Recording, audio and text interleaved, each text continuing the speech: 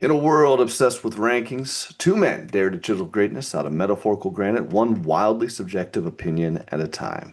This show, every episode, we select four icons from a single topic and immortalize them in our own personal halls of fame. But it's not about what should be on the list, it's about what matters to us. Subjective? Absolutely. Debatable? Always. Set in stone? Until next week. Welcome to the Mount Rushmore Show, where your top four says everything about you. I'm Mike Mintz. He's Joe Mintz. And Joe, today's topic is one of those ones, it's an albatross. It's an absolutely massive thing that we're going to be talking about today. And everybody's going to have an opinion on their own top four. I agree. Before we get into it, before we even reveal what it is, because I'll be honest, I'm excited about this one. I got to touch on last week's, how timely Oh, it yeah. was. We both had the Nick killer, Reggie Miller, and Tyrese Halliburton came in game one, did the choke when he made the shot in MSG, the Nick killer rebirth. We might have a new Mount Rushmore of ones that never got it, depending on how Indiana's season finishes up in a few years.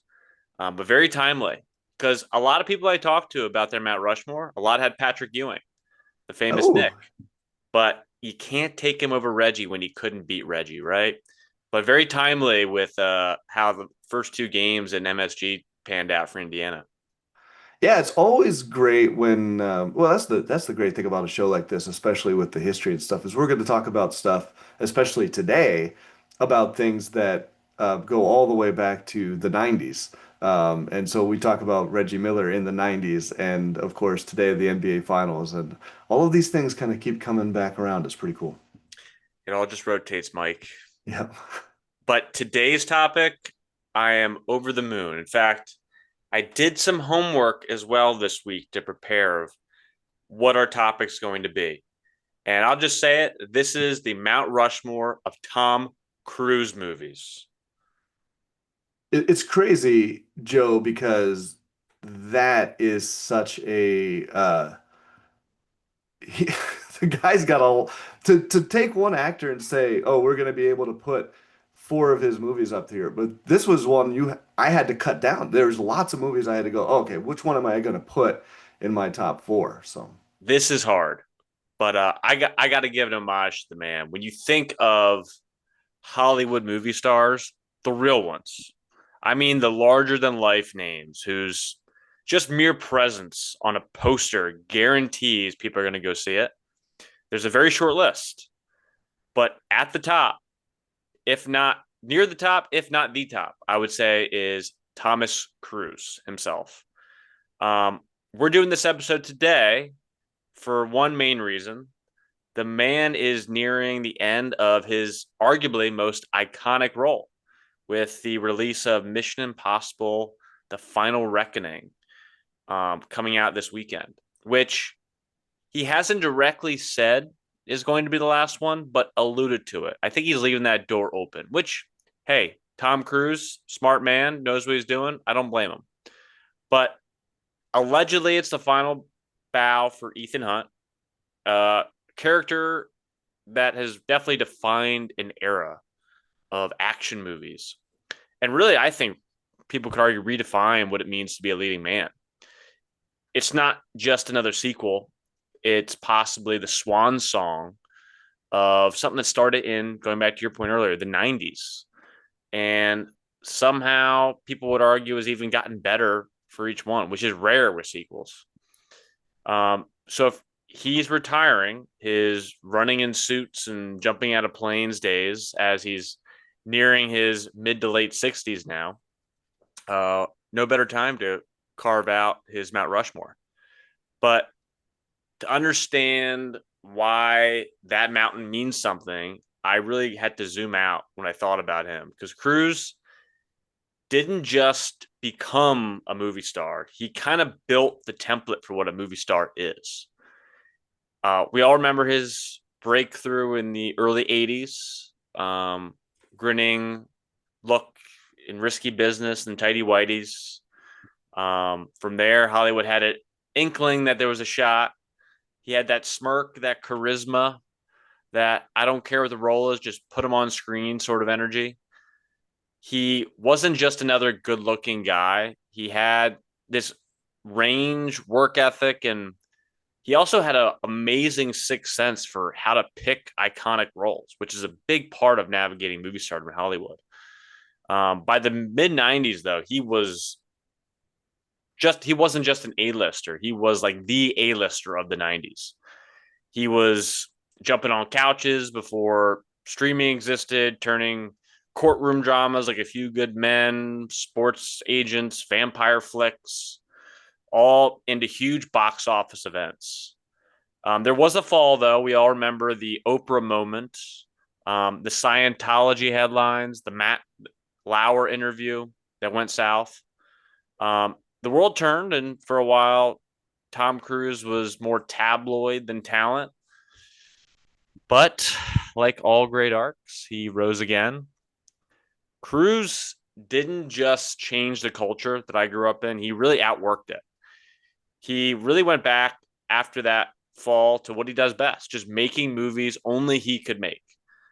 And now he's the guy doing real halo jumps from airplanes, hanging off planes, riding motorcycles off cliffs, all for our entertainment, Mike. He is kind of just he's not just one of the greatest movie stars, probably the greatest stuntman of all time. Because in a world full of green screen and CGI, Tom Cruise is the last guy willing to risk it all for a practical stunt. And that's why he is, in my mind, the last true movie star. Not just a franchise guy, he's a franchise maker. You don't cast Cruise into a hit, you build the hit around Tom Cruise. So today, we're not ranking Mission Impossible, but we're celebrating the man, the myth, the teeth, the most intense jogger or sprinter in cinematic history. Let's get into it, Mike. Let's start with your picks. That's a heck of an intro there, and of course, I think you touched on all of it. There's Cruz is one of those greats, and a bit of a complicated history. I guess we'll get into some of that too. But I guess if Well, I'm Mike, putting, before you get into your picks, what's yeah. what's your relationship like with Tom Cruise as a movie star? So I knew Cruz. I grew up in the '80s and watching, obviously his huge hits, where he had like 4 or 5 in a row that were just the most biggest box office hits of all time, and became, like you said, not just a movie star, the movie star. And then in the early 2000s, he had, continued this career, started working with Spielberg, and then you have basically the fallout of the War of the Worlds press tour. Well, you mentioned the couch jumping stuff with Oprah and the whole Scientology thing, and the world turned on Cruise, rightfully so. I mean, the guy was saying things that and doing acting in ways that were very, inappropriate. But of course, a man that's disconnected from reality, I would imagine, being as big of a star as he was. But what's really interesting to me about that history is when Cruise comes out, especially, this is a good time to talk about Mission Impossible 3 because that is the time I felt where he basically was still at the height of his notoriety and not in the good way either, infamy, if you will.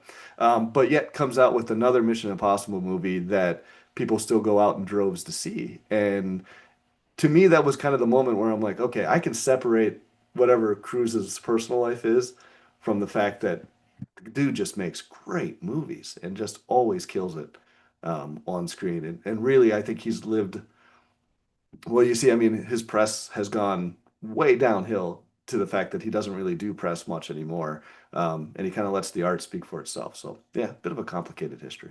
Yeah, I think when you become so big and you can't miss for so long, you feel invincible, right? Yeah. And you become disconnected. And it came out.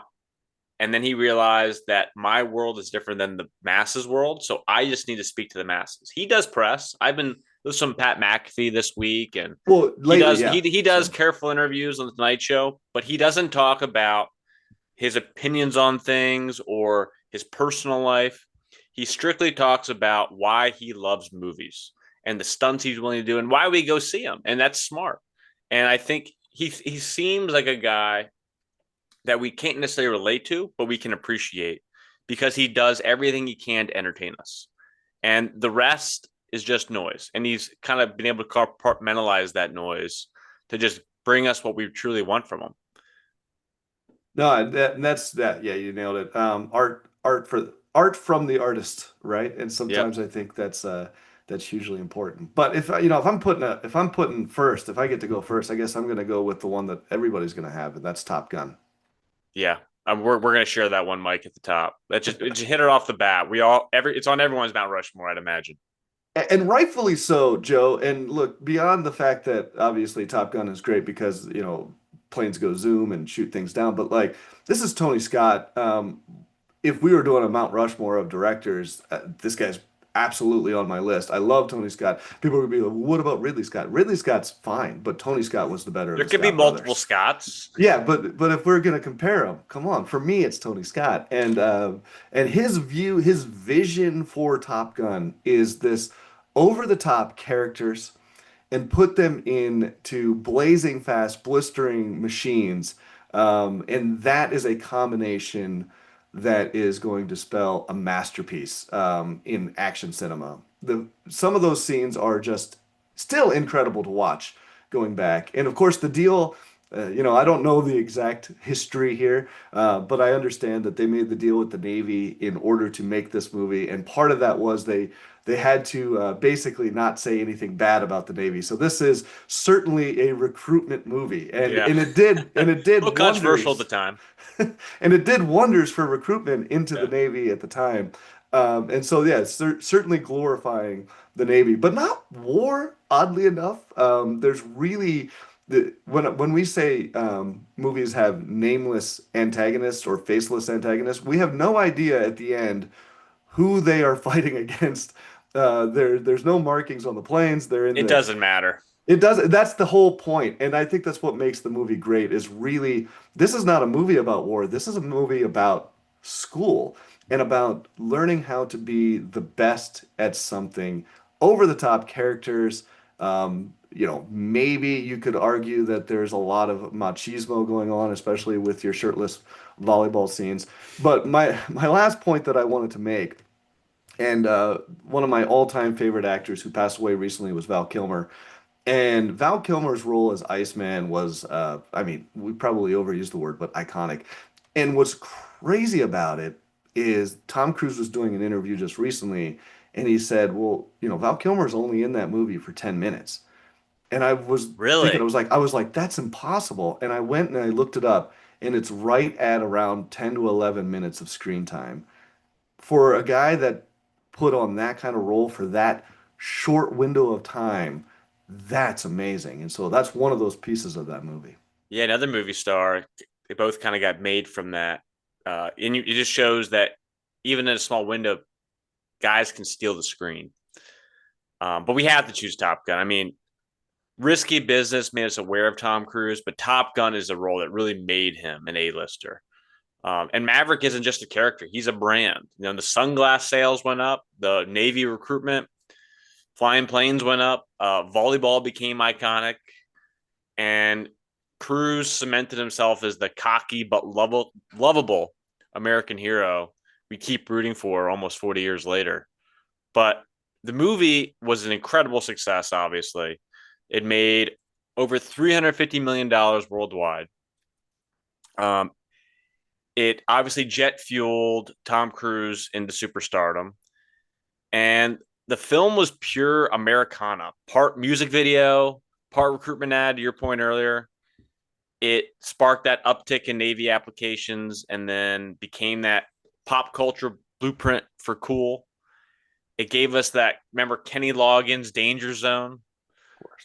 Um, and the fun facts about the movie, Cruise initially didn't want to do the film until producer Jerry Bruckheimer arranged a flight with the Blue Angels that just kicked off this week in Annapolis, where I live. Oh, nice. Um, at least the rehearsal day. The actual day got rained out, but very timely. But after experiencing 4Gs and an F-14, Cruise was in. Um, the U.S. Navy actually set up recruitment booths in theaters during the film's run as well. That's Mhm. how blatant they were about it. Um, and Goose's death still haunts people today. That was the emotional collateral damage before we even had Marvel. That was I was a young kid, and Goose was that was tragic. But I wanted to talk. You touched on the music, Kenny Loggins.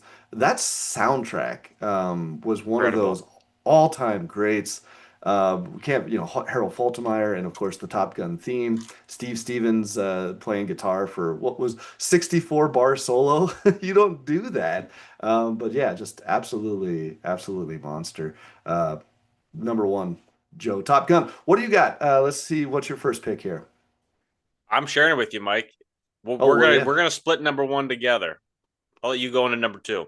All right, man. I'll keep on going here. So, um, I'm actually gonna do one that you had brought up in your intro, and it's actually on my best of list for Tom Cruise, and it's A Few Good Men. And I'm picking this one. Some people might say it's an ensemble movie, technically true, but really it's a two-hander because Tom Cruise and Jack Nicholson are absolutely dominant performances in this movie. Another great director, Rob Reiner, who had Rob Reiner, some people might sleep on this guy, but if you go look at his filmography, it's incredible. For quite a long time, the guy was churning out some of the all-time greats. Script by Aaron Sorkin, I mean, the dialogue master, really. And you can tell so many quotes, you can't handle the truth, and all of those kind of scenes that come out of this film. And for a movie that is essentially taking place really primarily in one room, and to make it just flies by because it's so good and it's just a lot of talking. But you're talking about some of the most charismatic individuals on the planet going head to head, especially in that final court scene where Nicholson and Cruise. And to me, as a film fan, watching it back now, it really feels like they're both trying to upstage each other. And it's this fantastic moment. Cruz is going off the rails, screaming and badgering the witness, and Nicholson with this cool delivery. It's one of those really good all the way through films. I love it. Excellent pick, Mike. I'll confess, A Few Good Men did not make my Mount Rushmore, but was incredibly close. I had a hard time with this one because, to your point, it's a fantastic movie. And I had a conversation with someone about movie stardom, and we think of Jack Nicholson as a movie star, right? And Tom Cruise as a movie star. But what really makes Tom Cruise more of a movie star is that movie you went to see not for Jack Nicholson, but for Tom Cruise. But you walked away remembering the Jack Nicholson performance more than the Tom Cruise one. That's the only reason it didn't make my Mount Rushmore, is because I think of that more for Jack Nicholson and the role he played as stealing the show, even though you went to go see it for the movie star himself, Tom Cruise. But fantastic movie, all in all.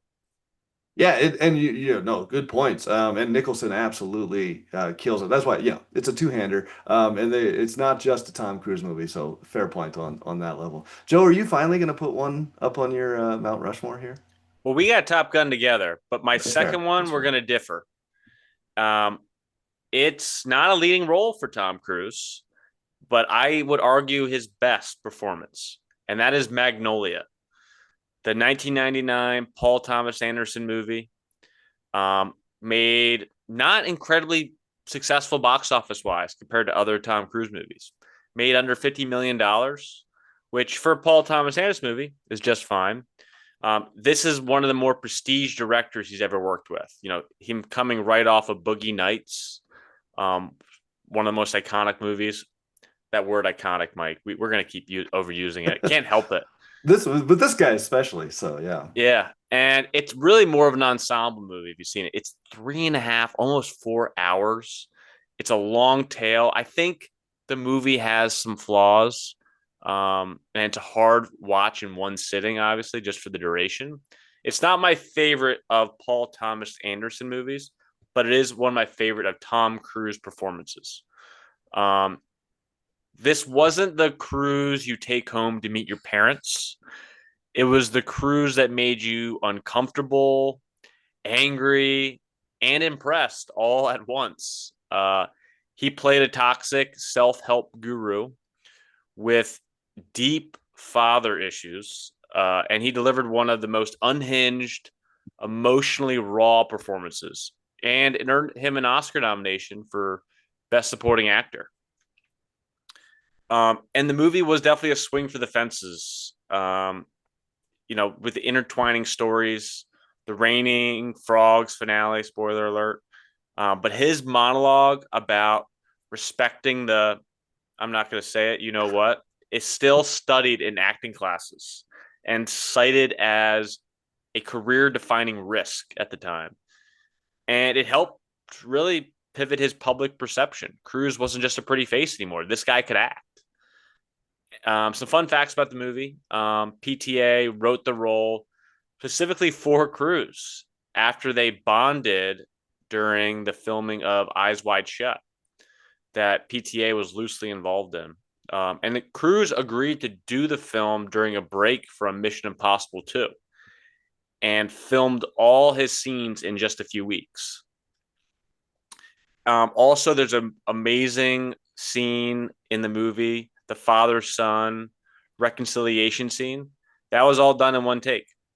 So Wow. impressive performance. It's a great choice and a movie that I was certainly aware of, but I'd never watched. My relationship with Paul Thomas Anderson is the dude's got some absolute monsters. You mentioned Boogie Nights, which is one of those all-time great films. But he also has done things that I don't care for. Like Punch Drunk Love was one of my first introductions to him. And of course, people get different Sandman, mileage. come on. People get different mileage out of different movies. There will be blood. Certain things that I'm a big fan of, but Magnolia wasn't on my radar. And we had actually talked about this last week about this concept, and you said go watch those scenes.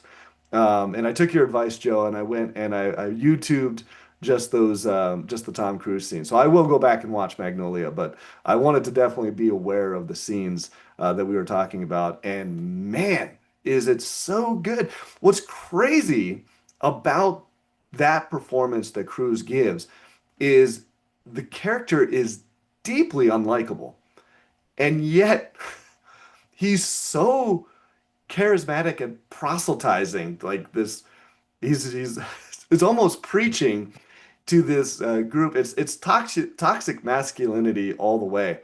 And what's really kind of, I don't know if it's ironic, is I feel like I've met people that have basically considered that their philosophy on life now, and I'm like, oh, I know where it's coming from now. I know where you got some of these Yeah, took the ideas. wrong message away. For It's sure. like Wall Street greed is good. It's supposed to be not greed is good. Nope, greed is good. Yeah, you're missing the satire, man. Come on. And speaking of PTA and Tom Cruise, PTA made a fantastic movie with Philip Seymour Hoffman and Joaquin Phoenix called The Master, which is essentially based on the formation of Scientology. I wonder if he gained any inspiration during his time filming with Cruise in the 90s. Could be. That's interesting. I was reading a little bit about Cruise and Paul Thomas Anderson, and you kind of brought it up earlier when you did that awesome intro, and that idea that Cruise is more than just the actor, right? Like he's kind of a Renaissance man, where we don't have these polymaths, these people that can do a lot of different things really, really well. Tom Cruise is a great actor, and he's also kind of one of the best stuntmen. But what other people don't maybe know about Cruise is a huge fan of cinema, of making movies. You brought up Eyes Wide Shut, working with Kubrick. That had a lot of impact on Cruise, and you're going to see it in his later years after that. But he talked about that scene and doing the seminar scene. And when he came to Paul Thomas Anderson, he talked to him about how to light it and the different cameras to use. This is a guy that doesn't just come to the stage with memorized lines. This is a person that's thinking about how's it going to look? How am I going to do it? And it's all of those elements together that has made Cruise not just a flash in the pan 80s star, but a person that's had a long lasting career that's going to go down in history as one of the all time greats. Yep. Cheers to him. Who's your third pick, Mike? All right, my third pick, another great director working with Cruise, this time Steven Spielberg, and I'm going with Minority Report. Mm, Now, interesting. Minority Report, I'm going with this one because I'm a big sci-fi fan. Philip K. Dick was the author of this particular book, and it really deals with philosophy. And I love movies that handle really big philosophical concepts. And in this movie, if you don't know, it's basically a film in where the future is predictable. And these psychics can see what's going to happen, including crimes. And then those crimes can be stopped before they actually occur. This idea of pre-crime, if you will. And Tom Cruise's character is essentially a police officer that is stopping crimes before they happen.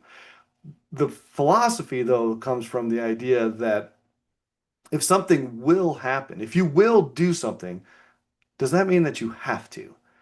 That idea of causality is fascinating to me. And beyond the philosophy, it's a great action movie. Colin Farrell, punching Tom Cruise, lots of cool car chases and you know, these flying bike motorcycles and stuff. Um, Wrapped all into a really excellent piece of cinema. Spearheaded by a guy like Steven Spielberg. It's one of his really at the end of where he kind of is going to shift gears a little bit later in the mid 2000s, and this is kind of where he's going to stop being the he goes through epochs, really, Spielberg does, and this is kind of like at the tail end of what he was doing there in the 90s and stuff. So one of my it's just a great movie. So I think you team up Spielberg, Cruise, and Farrell, and it's hard to miss. But I'll be honest, Mike, I didn't like this movie. I found the lighting a little bit distracting, even though it was unique, the way it was shot and the way it was Mhm. run. And I had moments hard to follow, the way it was paced.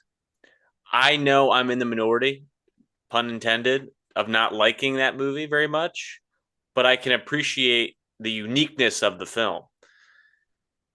It's certainly something that stands out when you watch it. It seemed like before its time or early in its time, as far as the way it was shot and the special effects that went into that sort of movie.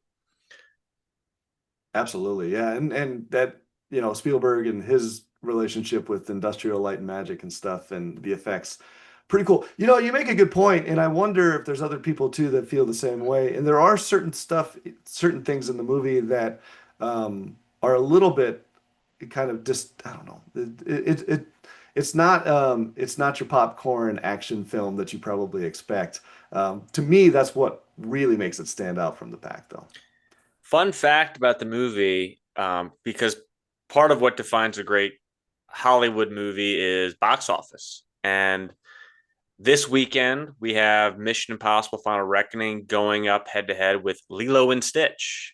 Yeah, the IP film coming back from my childhood, I have great recollections of. And Lilo and Stitch is tracking to do better than Mission Impossible. When Lilo and Stitch opened up the first time, it opened up the same weekend as Minority Report. Oh yeah. So Cruise and Lilo and Stitch have gone head to head before, and Minority Report outbeat Lilo and Stitch at the time. That's an interesting it's an interesting connection. I never would have considered Tom Cruise versus Lilo and I Stitch there. wonder what So, Cruise's relationship is with Lilo and Stitch. You think he's seen it, Mike? oh, I think yeah, he's showing that one all the I time think to he's his got kids. Stitch Yeah. on a dartboard. He's throwing arrows at it. If he loses this time, he won't watch the new one. I can tell you that. Oh, So, yeah. no So. way. All right, Joe, what do you got, man? So my third pick might come as a surprise, but it's my Mount Rushmore, Mike, and I love Tom Cruise in this movie. And to me, it defines the charisma of Tom Cruise, and that is 1988's Cocktail. Oh, I love Cocktail. I love the It, first half of Cocktail. I'd agree, and that's a part of me is picking just that first half almost. Um, so made about 171 million worldwide, successful. I chose it, or why it's here. It's got that flair bartending, the beach bars in Jamaica, Kokomo by the Beach Boys. Cocktail is pure neon drenched 80s excess. And Cruise rides the wave of ambition and charisma like no one else could. It's not technically a great movie, I'll admit, but it's one of the most iconic roles because Mike, it's just freaking fun, man. I'm watching that. I'm seeing how Cruise interacts with the world around him, and I just fell in love with the character. I don't care how flawed the movie is. The movie made bartending cool, and I guarantee it inspired a wave of flair bartending schools, and even influenced that bar culture in the late '80s, early '90s. Cruz's character, chasing money, status, and finally love, embodies the yuppie era better than any Wall Street sequel ever could. Some fun facts about the movie. The screenplay was originally darker, but Disney wanted to lean into the upbeat party vibe. So the tone shifted to match Cruz's megawatt charm. And Brian Brown, who played Doug, and Cruz actually trained with professional bartenders to learn the famous bottle flipping tricks. And Cruz became more known for that later in his career of going all in on character study. If he's flying planes, he wants to learn how do you fly a plane. If he's bartending, how do you bartend? It's not just reading lines. The dude immerses himself in the project. And I hate to admit this, but it did win the Golden Raspberry for worst picture. But hey, it still made over $170 million, and it's a true cruise flex. I gotta tell you, Joe, I did not know Cocktail Stage. I saw it kind of on home video after it had come out. I was a young kid, so I didn't really know like the stuff about it. So as a kid, I loved it. Um, I'd heard, years later talking to people, and they're like, "Oh, that's not a good movie," and I was like, "What are you talking about? Like, Cocktail's great." And I didn't even know that it had won the Golden Raspberry and stuff. And so like the thing is like we gotta love what we love. And Cocktail's one of those movies. It's a guilty pleasure. I throw it on. I'll watch the whole thing. It's incredibly rewatchable, and I think it's aged like fine wine. At the time, it kind of felt like a stinker, but the more time that went on, the more we have come to appreciate it in our collection. I like Cocktail, and because of all the bottle flipping and stuff like that. Brian Brown also, what a great foil for Cruz's character and Mhm. their relationship, where like that whole concept of your buddy and your mentor turns out to be your enemy kind of thing, and it's good. It's good conflict all the way around. All right, so I got to wrap up with my final one then. We're in the last one already, man. Time flies. I guess so. Well, it's going to take me just a minute. So the whole reason we're here is Mission Impossible, and I'm not putting a Mission Impossible film on the list just because. I am a Mission Impossible fan. I have been a fan since the first movie came out.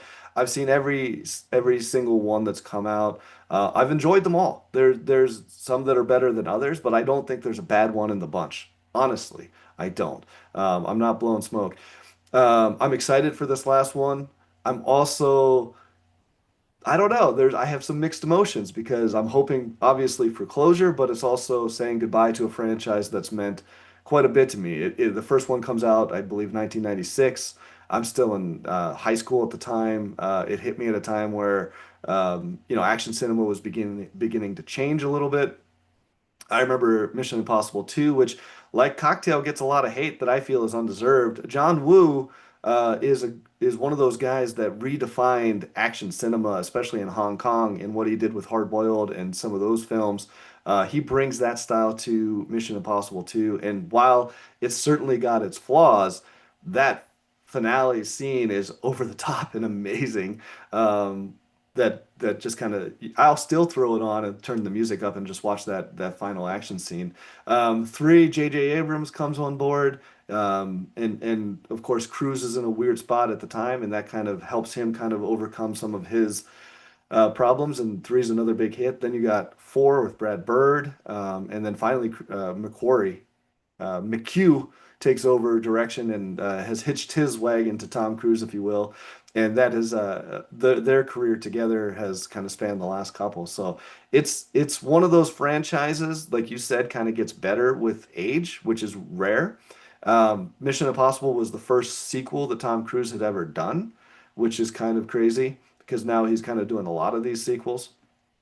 And to me, it's one of those action franchises that has some of the greatest action stunt set pieces you'll ever see. Halo jumps, hanging off the sides of planes, all of that stuff. But it all comes back to the OG. I'm going to put it on my final one on the Mount Rushmore is the original Mission Impossible. Brian De Palma, one of the all-time greats, auteurs. He does a movie that, if you've seen the latest ones and you want to go back to the first one, you might have a tough time. The movie is not your standard Mission Impossible fare for what we think of now. It is far more espionage oriented. It is a convoluted, twisty story that I'll be honest, I was a kid, but it took me at least three viewings before I understood what the heck was going on, which gives it some rewatchability. But I will say, from an action finale standpoint, it has one of the all-time great final scenes, putting you on the edge of your seat, a helicopter flying through a tunnel chasing a high-speed train, and all of the stuff that's going on, and it just comes right down to the last second. And you almost like, I remember it was probably the first time I actually felt like standing up and cheering watching a movie in the theater. I didn't. I contained myself, right? But I was very much excited for that movie. And of course, it was as soon as it came out on VHS, I bought that thing. I was like, that's my first movie for sure. So. Mike, full confession. I have never seen a Mission Impossible movie from beginning to end. In preparation for this week, I started watching the first Mission Impossible and I couldn't get through it. I had a It's not the hard most time. accessible. Yeah.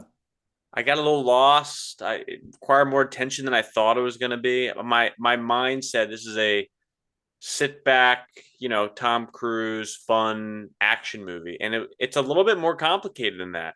And credit to the franchise for taking a complex situation and making it 8 movies out of them.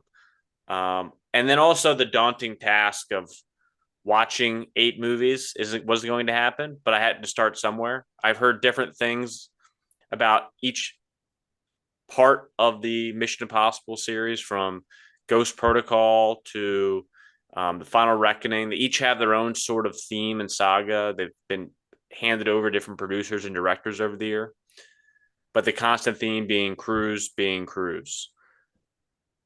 And I appreciate the pick. I'm glad someone had it on Mount Rushmore. I wish I could add more to it because I love Cruise. But when you make 8 of them, I have a hard. It's like telling me to watch The Wire. It's too many seasons. It's too daunting to start. Now you're going to tell me you've never seen the Fast and Furious movies, right? So. I can't say I've seen all 10, but I've seen the first few, Okay. and those rocked. I can't speak for Fast 9, how good that was in the 10 episode movie series, but with Mission Impossible, I wish you could just draw each one was unique, because I'd love to go see the new one in theaters. Just came out, but I feel like I'll be lost. Maybe this one's certainly a direct sequel to the previous one, so you'd want to probably at least start there. So. Yeah, it's a lot of homework. Well, good pick, Mike. Glad you had it on there. Had to homage the franchise that prompted this whole Mount Rushmore today. If I could, I guess a word of advice to anybody that's listening that hasn't seen any Mission Impossible movies and are concerned with starting with number one. Number one is not the most accessible, most likely. It is convoluted and it can take a couple of rewatches to make it worthwhile. That being said, if I was given my advice, I guess start with three. Three is J.J. Abrams. It's far more accessible, far more sit back and just watch a good action film. So, Okay, good advice. Is all right, that Joe, the what do you one got? with Philip Seymour Hoffman? It is, and it changes. So the first two are very much plot heavy and twisty and espionage based.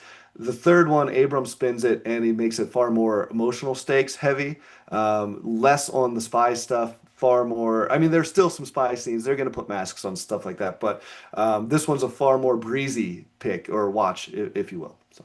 I do remember seeing that movie in parts, and Philip Seymour Hoffman being the standout in that movie, how menacing that villainous character was.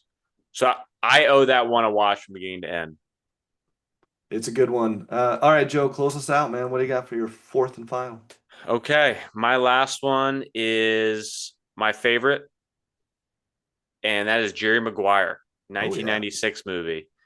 Um, Teamed up with Cameron Crowe. Not the first, or it was the first, but not the last time they worked together. The second time being Vanilla Sky, which I watched in preparation for this and didn't love. A little bit of a flawed movie and flawed performance, I would say. But regardless, this one, Jerry Maguire hit.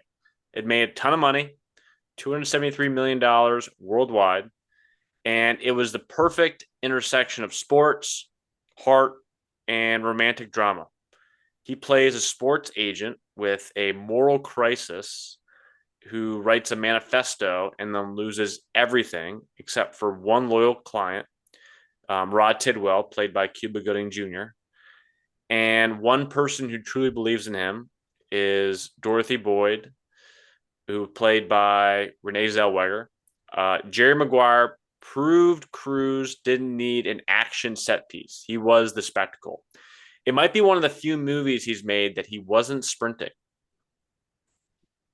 It had a big cultural impact. Every single line became, dare I say, the word iconic. I got you. Show me the money. You Hmm. complete me. Oh God. Help me help you. This was peak Cruise at his most emotionally vulnerable. It earned him another Oscar nomination, and Cuba Gooding Jr. actually took home an Academy Award for that movie. It's one of the few movies that works as a sports story, a love story, and a life lesson all in one. In fact, many people who talk about our first episode include this in their sports movie, Mount Rushmore. Fun facts about the movie. The mission statement Jerry writes was a real 25-page document written by Cameron Crowe during a creative rut. Cruise also did 6 weeks of intense sports agent training to prepare for the role.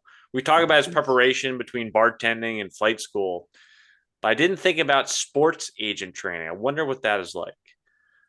The role of Dorothy was written with Winona Ryder in mind, Oh, but the chemistry wasn't right.